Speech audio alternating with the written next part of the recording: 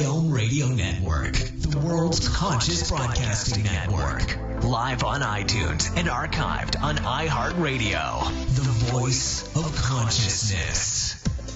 And now, join Shay Parker's Best of the Best, offering celebrity guests, lively discussions, hot topics, free psychic readings, and expert guest hosts. Simply the best in spiritual and metaphysical talk radio.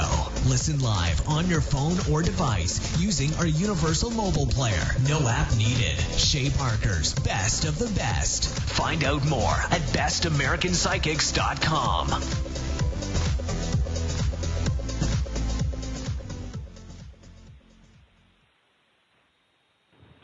Hello, everybody. This is Allison Hayes, the Rock Girl, coming to you live from Asheville, North Carolina. And we are doing my show called Empowering Your Wild Within. Actually, it's called The Rock Girl Unleashed, Empowering Your Wild Within. And I always love to talk about people's passion on this show, what you're passionate about. And I like to kind of encourage people to just think about in empowering your wild within. Just for this show, as you listen to it, think about what you would do if there were no holds barred, if there was no inhibitions or buts or what ifs. And so I always like just for this hour to entertain that thought and then see by the end of the hour if you get any closer to empowering your wild within. And just a quick note about the wild within, you don't have to be crazy, folks. You don't have to leap tall buildings. You don't have to bungee jump out of planes, try and wrangle an alligator. It's just something. The wild within you is that little stir, that little voice that says, what if? Years ago, I had a what if. What if I actually went on the radio? What if I did rock readings on the radio? What if I told people I did rock readings? And, here we are today. So it's just that little glimmer, that little voice in the back of your head, and just pay attention to it every now and then and see what happens. So with that, welcome to the show. Again, my name is Allison. My friends called me the Rock Girl, and you can find me at therockgirl.com.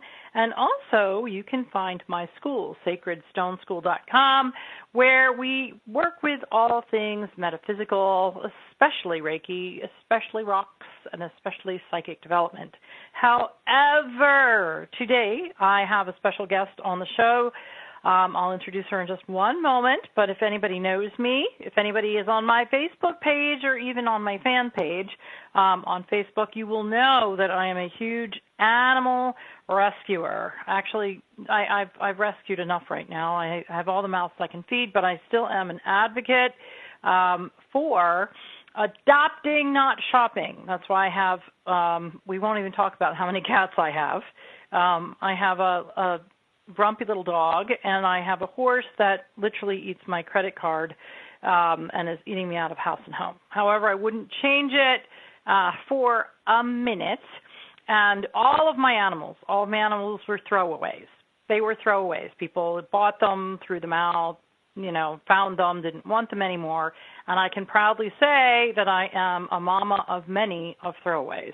And so it inspired me to have this lovely woman, her name is Christine Oldham, on my show today. And she has a website called Puppy Secrets. You can actually go to her website, which is www.puppysecret.com. That's PUPPYSECRET.com. And we are going to be talking about how, when you go out there to find your forever fur ball and your companion, your lifelong companion, you kind of keep things in mind while you're looking. Because if you go out there and you find one that doesn't fit your needs, they are not disposable, people. They are not disposable, any more than a child is disposable. And they do cost money. And so it's best to do the research before you do that, in case you want a low-energy dog and you end up with a high-energy dog, and then you end up fighting with the dog, but that's what the dog was bred for. So we're going to talk about more of that in a second. So let's first welcome Christine to the show. Christine, welcome to the Rock Girl Unleashed. Thank you, Allison, and I really appreciate you inviting me to join you. I'm also an advocate rescue. I've homed lots of hand-me-down castaways, rescues for years and years and years. So I'm definitely, of that same line of thinking. Yes, yeah. And, it's ironic because I'll tell you what I have. I have a purebred Arabian horse with papers, okay? And I have a purebred dachshund, all right? Both of which are purebreds, bred by breeders, and they were cast away. And so, a lot of people out there are like, well, I want a purebred, and so they go out and they buy one. But, I actually rescued, I did a lot of animal rescue in New York, and I was a dog walker for many, many years as I was starting my business in the New York, New Jersey area.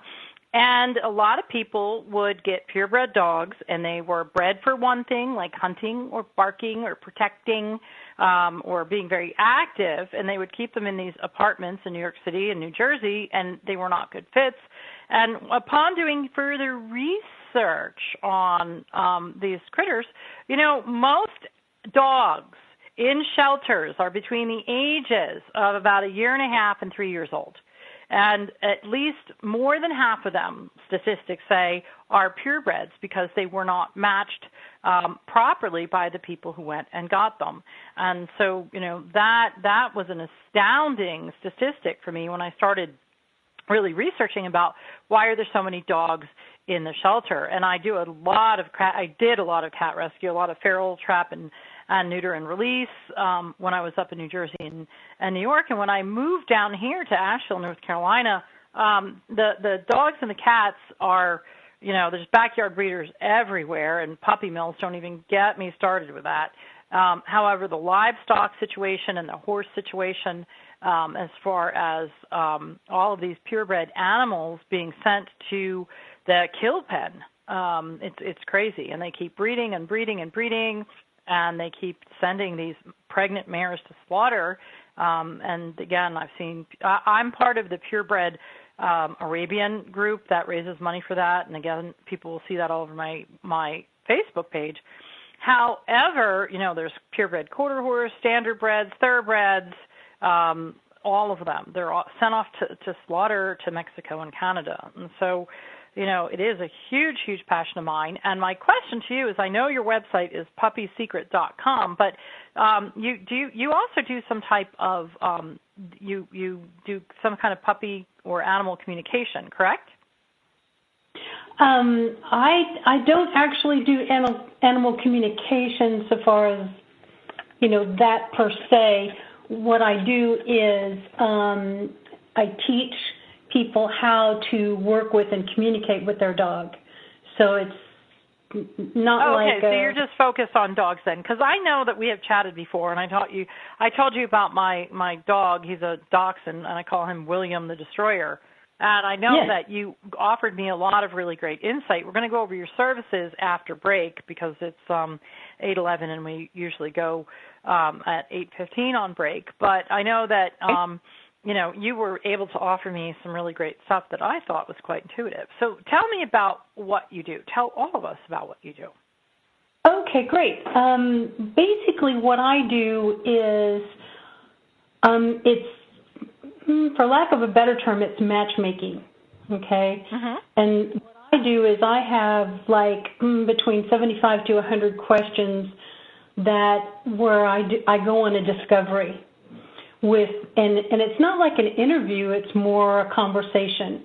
But at the same time that I'm talking with them, I'm also tapping into my intuition of basically how they answer the question, because there's a lot that is nested within that answer. And the same thing whenever I'm working with animals. I go with my intuition I let it guide me. In other words, I don't think with my head. I use my heart when I'm working on this, because to me it gets me going in the perfect direction. There are a number of different categories, in the discovery process.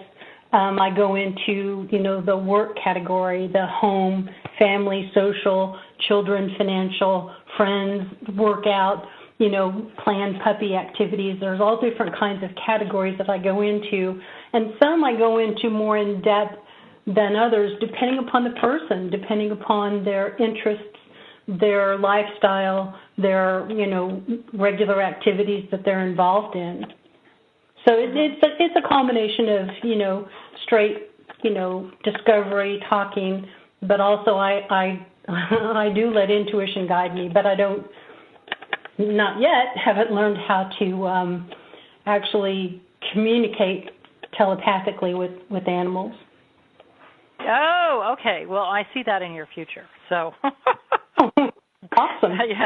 Yeah, Allison Hayes, a psychic. I guess I was getting ahead of myself, but I do. I ask you that because let's talk about the clairs for a minute. They're the way that you get your psychic information. There's clairvoyant, which is seeing. Then there's audient, which is hearing. Then there's sentience, which is feeling, and there's cognizance, which is knowing. So for some reason, clear knowing just kind of blurts out from me.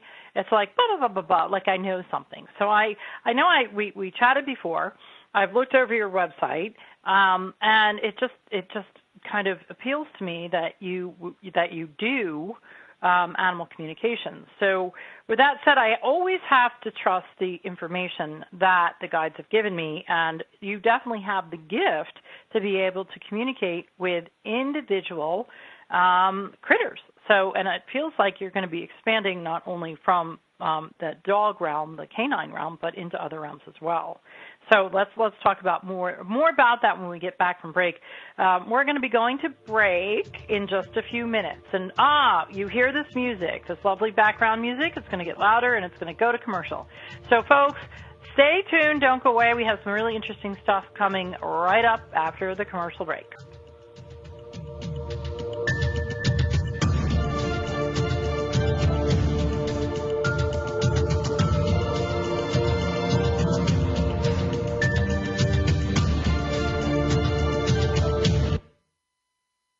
The best of the holistic, spiritual, and conscious world. OMTimes Radio.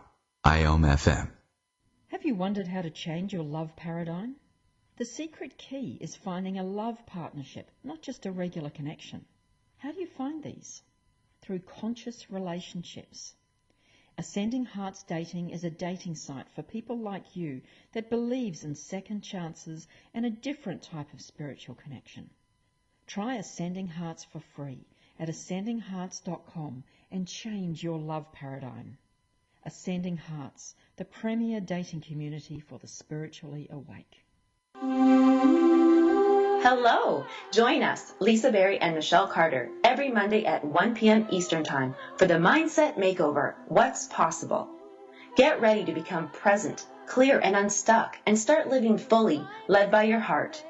While you listen and feel this transformation through vibration of word, sound, and song, you'll open up to what's possible and experience your shift.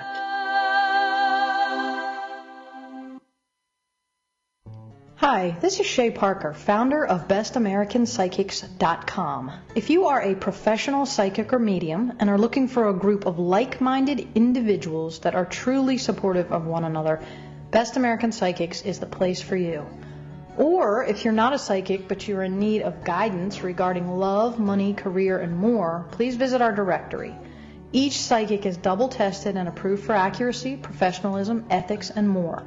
BestAmericanPsychics.com, a new league of professional psychics. So, I'm a dog, and I'm kind of new to this family, but I've noticed a trend. My humans do this thing where they go around and get all my toys and hide them in this basket, but it's always the same basket, and it's always the same place, and then they act so surprised when I find them, but I'm like, hello, that's where you put it last time. Humans are the worst at hide and go seek. A person is the best thing to happen to a shelter pet. Be that person. Adopt. Brought to you by the Ad Council and the ShelterPetProject.org.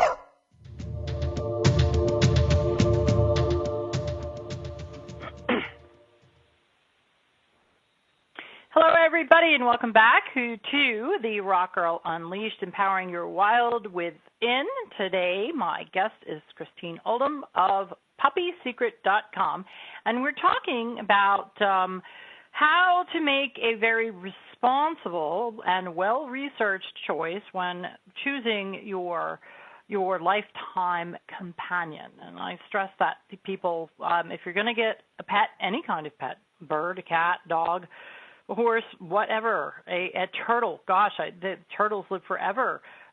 Please be responsible and go into it as a lifetime endeavor as opposed to a form of entertainment. One thing that really gets my goat is when people buy pets for Christmas and then 2 or 3 weeks they're on the rescue list, which we're madly posting all over Facebook trying to find homes for them.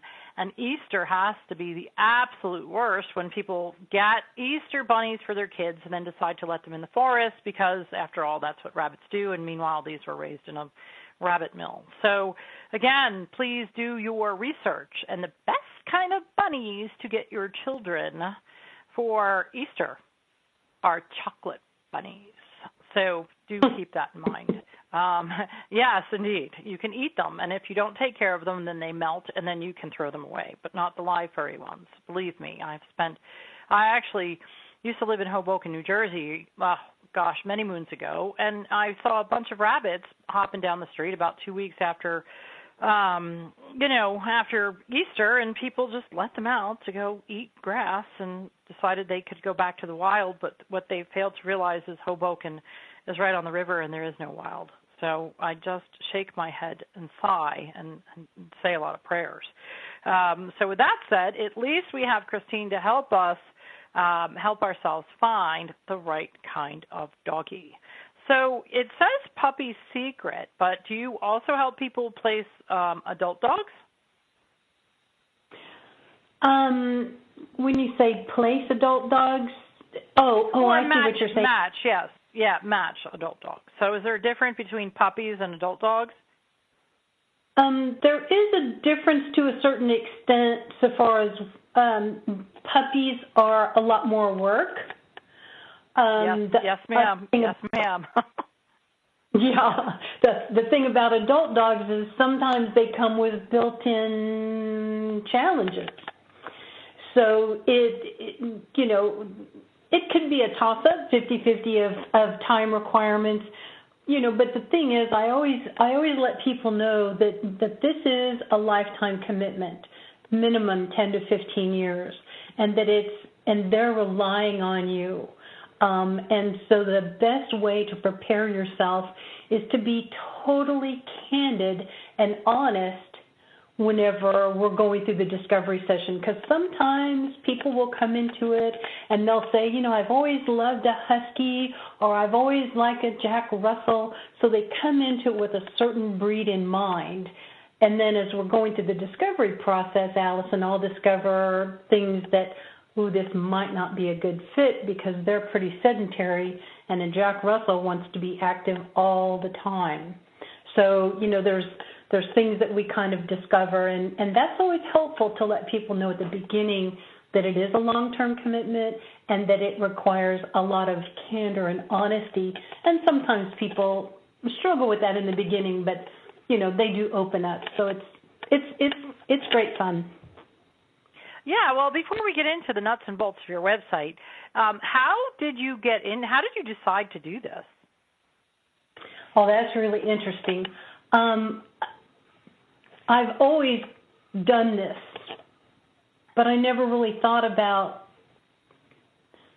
doing it for a fee.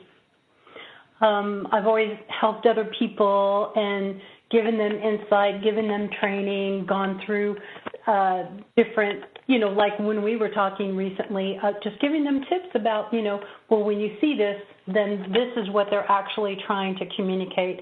And so the best way to manage that is, and just give them a little guidance. And a colleague of mine said, I don't know why you're not doing this, for a fee. I would pay you a fee for it the next time I'm going to need a pet. And she said, your insights are so helpful, and she said, it's really simple after you tell me what I need to change or what modification I need to make. But she said, it doesn't occur to me. And she said, it would be such a great service. And so a couple years. Yeah, well, I was going to say, were you always interested in dogs? Did you study the breeds? Like, how do you know so much? It's a matter of doing different rescues and discovering through having a lot of different breeds and helping other people, being exposed to their breed and you know, of course, doing research. You know, I'm one of those, you know, I'm a bookworm. I definitely do. I do a lot of research. I'm a perennial student, so I'm always learning. I certainly don't think I know everything. You know, no one could. There's so much to know. I mean, there's over 400 different, you know, breeds recognized in the U.S. So, you know, there's always a lot to learn. But yeah, it's just something that I'm really passionate about. Now, where do mixed breeds come in? So, you know, I'm going to ask you about my dog in a little bit to use an example for the listeners. But, you know, I see, you know, there's different breeds on your website, and so you can go and tell people about the breeds. But what if somebody has a mixed breed? How do you help them? Basically, what I do is I do the research for the breeds that are combined into that pet. And then I work with the owner and with the pet and look at the behaviors and look at what's predominant. Because it's predominant in a purebred doesn't necessarily mean that's always going to be predominant in a mixed breed. So you really kind of, I mean, you kind of come in with a framework of, well, these are the possibilities, and then you look for what are the strong indicators, and then you work with that. Yeah, well, it's also another interesting point that I was thinking about as I was preparing for this interview is a lot of dogs have changed over the years, and two that come to mind to me are Labrador Retrievers and German Shepherds. When I was younger, I'm 50, and so when I was a wee thing, you know, I grew up on a farm, and we had, you know, Labrador Retrievers, and my mother was really into Shepherds. And even when you watch the old, like, police, you know, kind of TV shows from the 70s, German Shepherds looked completely different, and they had a much different vibe than they do today. And labs, oh my gosh, the only kind of lab that I knew was like black lab and yellow lab. And then today there's like tons of brown labs. And I used to walk dogs in like early like 2000s to kind of make, you know, 2002 I think it was until 7 for 5 years straight. And that's all I did was walk dogs and, you know, kind of start up my business.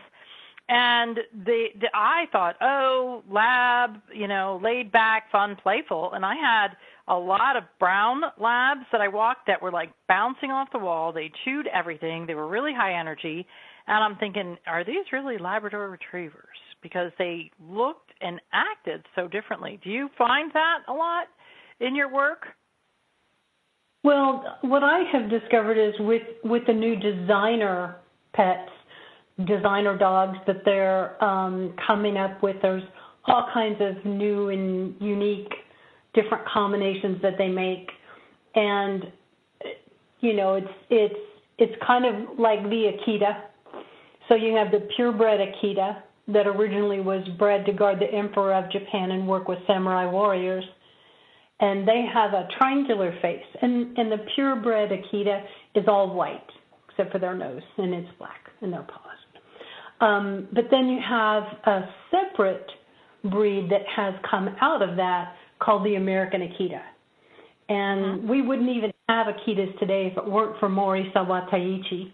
He was a man who lived back during World War II and had some property up in the mountains in Japan. And the Japanese government made an edict that everyone had to turn in their Akitas because they were going to use them as a resource, if you know what I'm saying. And the Japanese government liked the German Shepherds because they were good at war. And so Mori Sawataichi decided that he was not going to give up his Akitas because he'd always loved them. And so he set up his land that was partially in the mountains and partially on the lower land so that he could keep his Akitas he bought some German Shepherds, Allison, and he mixed some of the German Shepherds. Oh, that's where the color comes from, yeah. Okay. With the Akita. And so that's how he was never forced to turn in his Akitas to the government, because they thought they were German Shepherds. Because the other Akitas were kept on a different part of his land. So anyway, there's a book written about that whole thing called The Dog Man by Martha Sherrill, Sherrill. But anyway, it just shows you the power of one, what one man did. And of course, it took his family and, friends and things like that helped, but he's the one who made the decision. But, my point is that, people say, I have a purebred American Akita. Well, it has attributes from the Japanese Akita and the German Shepherd. And so when you have these kind of mixes like that, then it things kind of congeal uniquely with different breeders.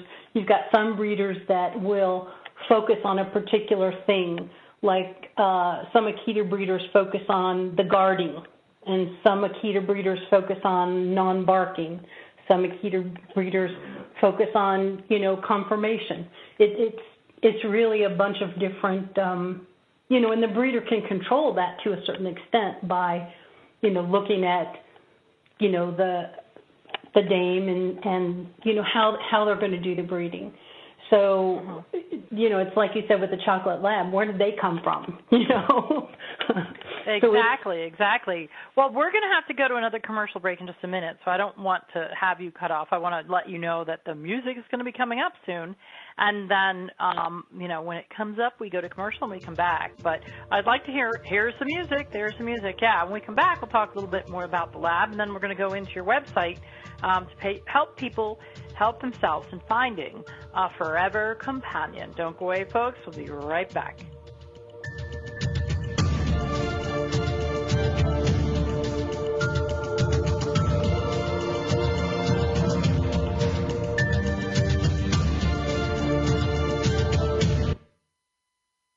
The best of holistic, spiritual, and conscious world. OMTimes Radio. IOM FM. Spiritual, metaphysical, green living, psychic, alternative healing, life coaching. Do any of these or similar terms apply to your business or cause? If so, you are in a niche market with a very specific audience. Conscious Gate PR is the world's leading conscious public relations agency. With a global reach of over 4 million and growing, we offer comprehensive media campaigns to our targeted market. Learn more at ConsciousGatesPR.com. Conscious marketing for conscious minds. I wasn't prepared to be a caregiver to Mom. I had no idea how hard it would be and what I would need to know. Things I never thought of, like how to improve her mood and ways for me to stay positive. Luckily, I found the Caregiving Resource Center from AARP. It had articles about the basics, but also information about the hurdles I was facing.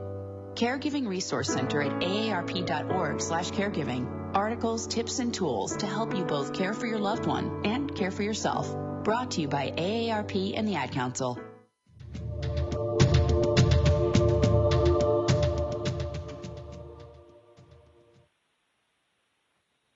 Hello, everyone, and welcome back to the Rock Girl Unleashed, Empowering Your Wild Within. We are on with my special guest, Christine Oldham from puppysecret.com, talking about how you can find your lifelong companion in a furry critter, dogs especially, on tonight's show anyway. And we like to talk to, I like to, Christine, where did you come up with the matchmaking? You're known as the matchmaker of people and their dogs. Where did that come from?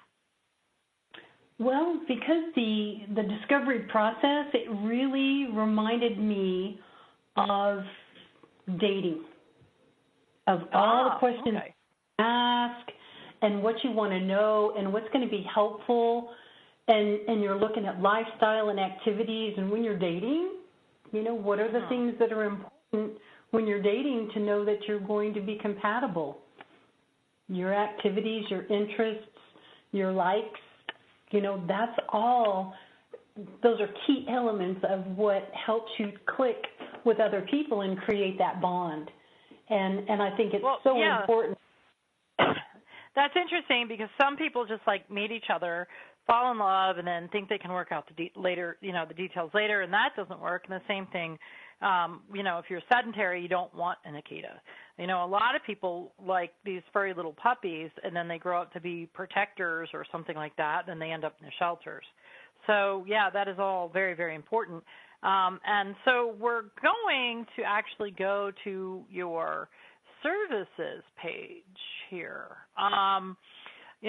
Everybody, if you're on puppysecret.com, click onto the services page because there are several different services here, 1, 2, 3, 4, 5, 6 to be exact. The basics, the details, one-on-one, special requests, breeder referrals, and coaching session.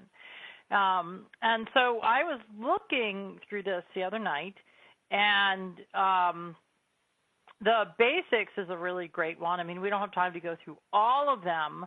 However, the basics says that a question and answer phone call, and it's about a broad overview of natural skills and abilities resulting what is this? I don't have my glasses on. Let's see. It's resulting in something. A broad overview of natural skills and ability. Results provide via email and snail mail. So basically you talk about what their needs are and what they're looking for in a puppy. Is that correct? Right. I also talk about things, Allison, of including their chores, financially. What kind of a budget do they have set aside? Often when I ask that question, Allison, I kind of get this dead air space. Right. Because they really haven't thought about that. And it's so important because it really helps you in a lot of ways. If you go with a purebred, it might end up costing you more in the beginning, but maybe not over the life of the pet. But if you get a puppy from a puppy mill, the genetics and it could really be devastating financially to be able to care for all the needs that pup is going to need over their life. So that's, pardon me, that just kind of is something that I find very interesting, that I guess people aren't looking at term thinking of this is how much it's going to cost, not just the initial outlay, but the medicines and the vet visits and, the leashes and everything else that goes along with it. Yeah.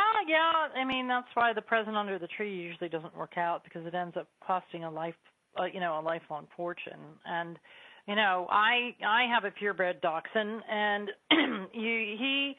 I had a dachshund before, a little miniature dachshund, and he was a rescue, and he was like the best dog that ever lived, and as far as I'm concerned. And he was sweet, and he didn't bark, and he didn't chew, and he didn't pee in the house. And now I have another dachshund, and he was from a reputable breeder, and they bought him for the kids, and then the kids didn't want him anymore, and then they dumped him. But he's only 4, and he has bad teeth, bad knees. He's got food aggression, and he's got back problems. And so, you call up the breeder and you're like, can you help me out? And they're like, no. But, I guess it depends on the breeder, but my other dog, he was wonderful. And I thought, I'll just get another dachshund, and he's a completely different dog. I mean, I love him. Don't get me wrong. My first dog was Rudy, and I loved Rudy. And now I have Willie, who looked just like Rudy, but he is definitely a devil. Here you go. Help me out here. I didn't want a dog okay, if I come to you as a client and I say, okay, I am active, and I like to take him for a walk every day, but you won't find me in the park throwing balls, Right.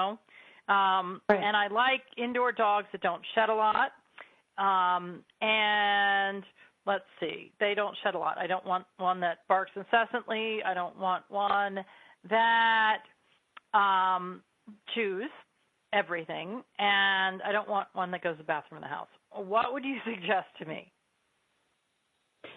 Well, I would have quite a few more questions for you, but just off the top of my head, I would be looking at, believe this or not, a poodle. And often people think poodles are foo-foo dogs. They're just so prissy, and there's nothing masculine about a poodle. Well, most people don't realize that poodles were bred to hunt. They're a water dog. Yeah. And they are one of the most intelligent dogs.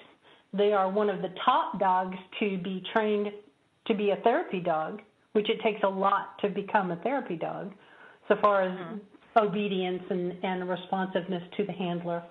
And of course, they don't shed. They're non-allergic. And since they are so intelligent, they're very obedient. And there would be no accidents, things like that. I do think Willie, though, has some history, and whenever there's history, it's something you work through with them, and you have to see it from their perspective and challenge them mentally to change their paradigm, because until they change their paradigm, they're still going to view the world. Their perspective is still going to be whoever it was that taught them whatever that thing is that they're doing that's not so nice, like food aggression, things like that. Yes, well, this is a great segue into your coaching sessions. So and for anybody out there, Willie is my dachshund now, and he is very cute and he can be endearing, but he is William the Terrible, and I will never, ever get rid of him. I will deal with him. But indeed, the word challenge is definitely there.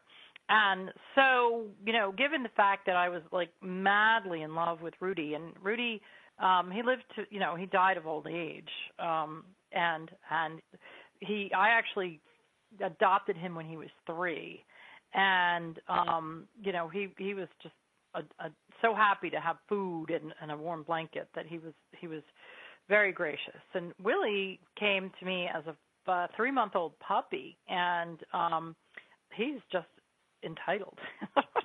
So part of it may be my bad raising him, but he does. So if I came to you and I wanted a coaching session, do you have people who already have dogs who come to you for coaching sessions and kind of have already, done, acquired the dog, and you kind of have to skip the basics, or how does this work? Yeah, basically, the way it usually happens is that exactly what you're talking about is they've reached that critical point to where they're just, are you kidding me? Seriously? And so then, we start talking about it, and basically we just walk through the issue and talk about what the specifics are, what they know about their background.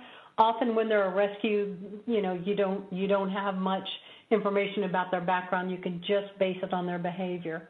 And of course, within a particular breed, you're going to have a lot of different personalities. Like with humans, we're all human, might be male, might be female, but there's thousands of different types of personalities that, in different facets.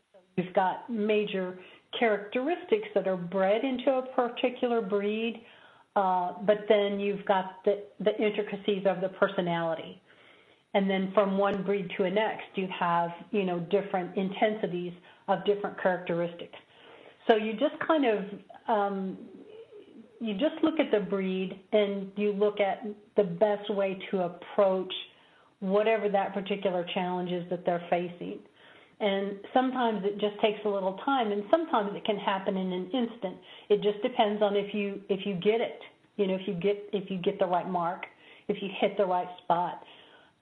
Sometimes dogs can be independent, hard-headed, and might not be as receptive.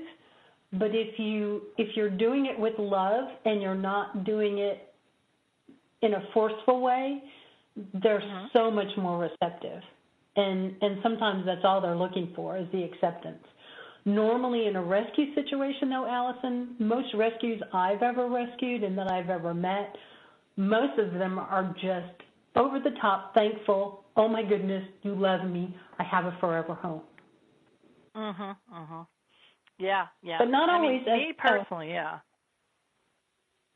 Oh, go ahead. No, I was just going to say, but not always.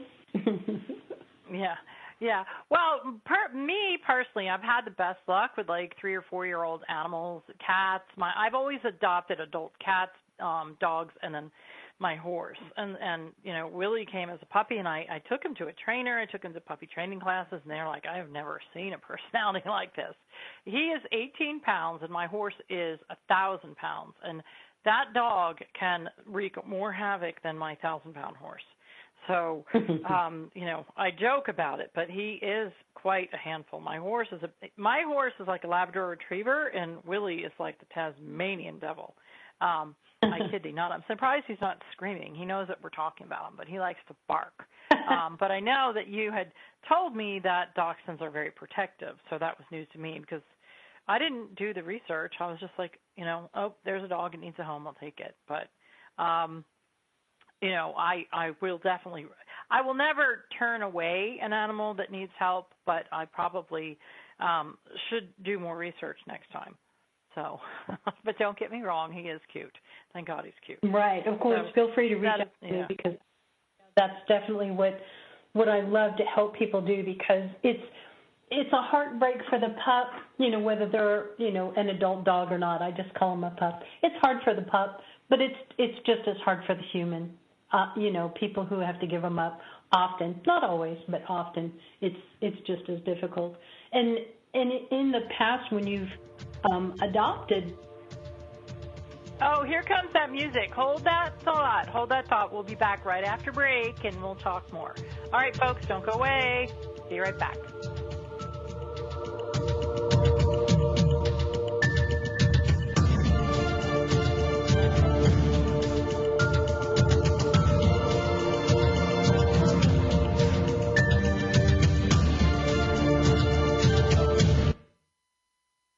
Connecting you with the best of the conscious minds in the world.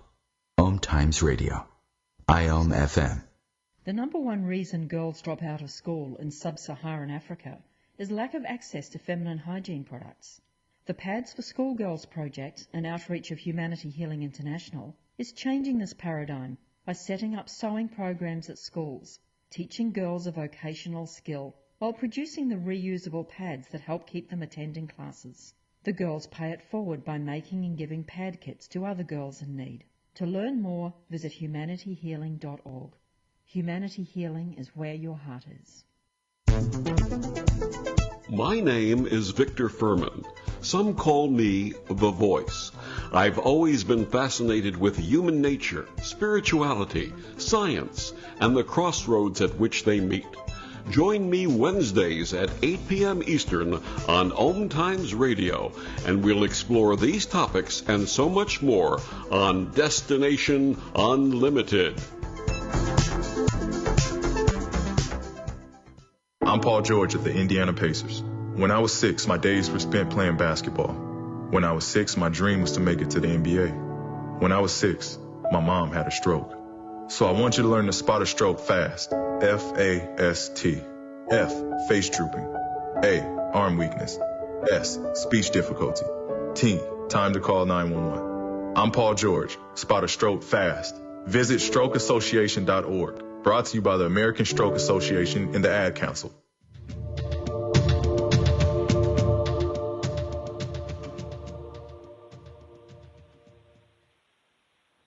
Hello, everyone, and welcome back to the Rock Girl Unleashed, Empowering Your World Within. We have our fabulous guest, Christine Oldham, on the phone with us today. Check out her website, puppysecret.com, and we have been discussing how to choose the right match. She's known as the puppy matchmaker, and puppy means baby puppy, and it can also mean dog. It's a term of endearment that our friend Christine uses. So I know some people had questions about that, and so she calls them all puppies. Isn't that cute? Yes. So welcome back to the show, Christine. Thank you. And what I was we were continuing our conversation. Yeah. Sorry about that. There's an echo on this phone. Sorry. Okay. But when you adopt a pet that's already beyond the 2-year, 3-year mark, that personality basically has already formed. So some people say, for larger breeds, they haven't even reached adulthood until they're 18 months, sometimes 20 months. And really the most challenging part of that initial period, Allison, as you probably already know with Willie, is establishing alpha. And it's important to establish that you're the leader in the household, because if they think they're alpha, then they will wreak havoc in your household. And sometimes it's a real challenge. It really can be, especially for, a larger breed, say a real, fluffy, puppy, say a husky, and then it grows up and it's, a large dog or a St. Bernard, or a Newfie, a Newfoundlander, very large dogs, and they're so cute and so adorable when they're puppies, but it's very, very difficult, very strong, and very difficult to manage as adults if you don't establish, your alpha role at the beginning. Often people don't realize that if you have a dog lay on the same level that you're laying on, they see you as a peer. They don't see you that's as very interesting. You're absolutely right. Yes. Yes. Willie sleeps in his bed on the bottom of on the floor. He's got his own bed. Yes. Yeah, the trainer told me that when I first got him. She's like, don't, But, there's all these things that we do unwittingly because, I actually went to a really good dog trainer or educator, as she called herself, and not only did she work with Willie, but she worked with me, so I understood how they think and then also what I can do to enable a better relationship. And you're absolutely right. And another thing that you said that is really interesting is by the time they're 3 or 4, they've established their personality. So, I think that's probably why my best matches have been adult animals. My only heartbreak in that is that they don't, I missed 3 years of their life, but I'll tell you what, I think the personality match for me at 3 years old, I do. All I have to do is look at them, and then I'll know if we click. So that's absolutely a really interesting point there. So thank you for bringing that up. And so we have about 6 or 7 minutes left in the show, and I just want to encourage people to check out puppysecret.com. Puppysecret.com, and really take a look at this website because it's very unique. I mean, I don't know anybody else out there who does this. And again, there's the homepage, what's Puppy Matchmaker about us, which is about Christine, your services, and so on and so on. And it's really, even if you're not thinking about getting a pet right now, it's a really great website to go to educate yourself because, like Christine said, she started just kind of helping people out, giving them tips with everything. And so if you go to this website and you review it, you'll learn something. I guarantee you, people, you will learn something. And then say you have a friend who is looking for to bring a dog into their family, then you can refer Christine, or at least refer them to her website to thinking about some really big questions that they need to know. I mean, what are I want to talk about your other hobby before the end of the show, Christine. So I think that we can talk about the doggy thing for about 2 more minutes. But can you name 5 points, just that are the big points that people really make the big mistakes with and should keep in mind, even if they aren't going to get a pet, but they know someone who is? Wow. The 5 things to keep in mind. Well, of course, the number one thing is, you have to know who's alpha in your family because that's the person who really needs to train and do the most work with your pet. If you're the only person in your family, then great. That's a no-brainer. It's easy to figure that out. The second part is looking at your finances. Okay, looking at yeah, very important. Yeah. Yeah, what you have to give, and the projected timeline that you're looking at for the potential life of that breed. They may live that long. They may live longer. You know, you never. It's humans. You never know. Right. The other thing to keep in mind is your fencing. What kind of fencing do you have? If you get an aggressive dog, you definitely don't want to have a chain link fence, because then they're going to have all kinds of triggers. Every time they see something, then they're going to constantly be barking. So it's better to have like a privacy fence. Another thing to keep in mind is if you're looking for a particular breed, say a terrier, you don't want to have a really well-manicured yard, because terriers love to dig. Good point. Yeah, there's so many things to keep in mind. It's also great if you know people who have dogs and who regularly walk their dog, because then it gives you bonding time not only with your pet but also with your friend when you guys go together.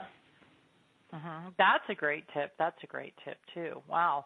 Well, there's so many nuances that go into bringing a dog into your family, and a lot of people don't even think about that. And so I want to thank you for all of these wonderful tips, and we're going to talk about your other hobby in just a minute. But folks, remember, even if you're not thinking about getting a dog, go to puppysecret.com and start reading, educate yourself, because if it doesn't help, if you love animals, if you love dogs, and even if you don't have one, if you go to this website and you check out her services page and, the puppy matchmaker and page and all of this, you can educate yourself so you can help somebody else make a better choice. So it's not just, if it works for you or not. The more you know out there, the more you can also help other people and other pets.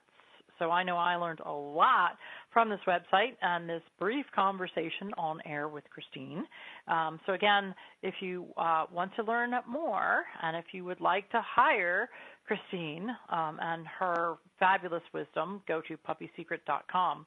All right, we have about 4 or 5 minutes left, and I know that you and I have connected prior to this radio show, and I find you a very interesting creature yourself, Christine, because you have many facets. You. And you're very welcome. And your knowledge of the dog breeds and what they do and what to look for is quite broad.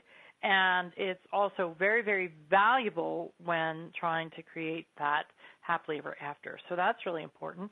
But there's another hobby of yours which I actually find intriguing, and it's crocheting. Is that right? Yes. Yeah. So I know that, you sent me beautiful, beautiful pictures of your work, and then I went on your Facebook page, but for some reason they're not showing up. So if people are not your friend, I'm going to friend you right now. But if they're not your friend on your Facebook page, then they can't see them. But what you can do is describe to people what your passion is. One thing that really intrigues me and kind of attracts me to your energy is your passion. This show is all, the Rockwell Unleashed, Inspiring Your Wild Within, is all about finding passion. And you're very, very passionate about many things in your life. And, one of them is Puppy Secret and the other one is crocheting. So what draws you to crocheting, and why does it ignite your passion? Tell us, please. I love crocheting because it's very, to me, I find it very relaxing. It's very creative. I do it the way that it was done back in the old world, back in Ireland. And it's very, very tiny. Often when people see my work, Allison, what they say is, "That's not crochet," and I'm like, "Yeah." I know. I'm looking at your Facebook page. Can I give out your Facebook page to people or no? Sure, if you want to, but like you said, I have to friend them, so I can just friend them when the requests come in. Yeah. Yeah. So it's Sterling.Oldham, right? Or Sterling Oldham? And that's OLDHAM. And, I was looking at your work, and it's really beautiful. It does not look like the usual crocheted slippers that my grandmother used to wear. It is really it looks almost like a sewn pattern. It's tight, and it's beautiful, and it's detailed. I'm actually looking at this. I think it's a blanket. It's blue and like a indigo blue and white and red stripe with beige. It's in yellow. Oh, the Snuggly for Lisa, October. Yes. That's what it said. I love that one. It's beautiful. Oh, thank you. Yeah. That is in the majority of the colors is I use Simply Soft because it's machine washable and dryable. The white feels like rabbit fur. It's very, very soft, but also machine washable and dryable. That particular pattern. Now, do you sell these? I do. Yeah, I do. Oh, okay. So they can actually. There's a beautiful baby's christening dress. Well, it looks like it's 8:59, and we're going to have the music, and we're going to be cut off soon. But people, there's the music. If you want to find Christine Oldham, puppysecrets.com, and if you want these beautiful crocheted items, then find her at puppysecrets.com because we don't have time to give out your website for this. But thank you, Christine, for being a guest on my show. It was very interesting, and we'll have to do this again soon. Thank you for joining us for Shay Parker's Best of the Best. Be sure to tune in next week for more lively discussion topics. Have a great week, and don't forget to check out bestamericanpsychics.com in case you need some professional, ethical, and accurate psychic advice from the nation's best psychics. Until next week, take care of yourselves.